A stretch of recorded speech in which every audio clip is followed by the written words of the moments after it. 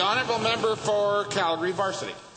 Thank you, Mr. Speaker. We are all concerned about children, youth and families. We cannot continue to create the wealth and innovation that makes Alberta the great province that it is without supporting families and helping them to be as strong as possible. It takes consistent leadership and developed tactical and organizational capacity to carry out the broad range of tasks necessary to get the job done right. However, the ability of Alberta Children and Youth Services to carry out its mandate is at risk because of a well-known and documented business concept called change fatigue. Change fatigue has real consequences in the ability to realize the positive outcomes that prompted change to occur in the first place.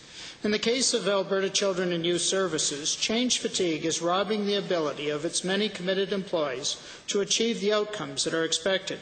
Alberta Children and Youth Services experienced regionalization and during that process was almost privatized.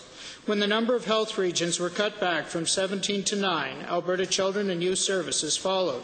It endured an initiative called the Four Pillars, then experienced the Alberta Response Model. It endured change to the Children and Youth Family Enhancement Act, struggled under cutbacks when the government cut public service spending by $1 billion.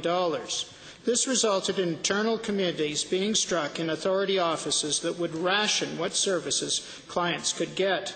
The Alberta Response Model was abandoned in favour of a casework practice model, which transformed a blank 4-page form used to document casework activities into a 15-page treatise with no adjustment in caseload so that the task could even be accomplished.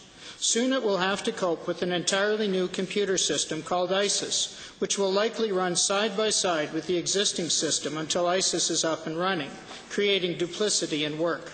Change fatigue is turning what should be good ideas into bad because they are quickly and poorly implemented. The Minister of Children and Youth Services needs to stop change for the sake of change and let the change that has already been introduced bear its fruit, which will hopefully slow the exodus of staff from the department. We can and must do better. The honourable member for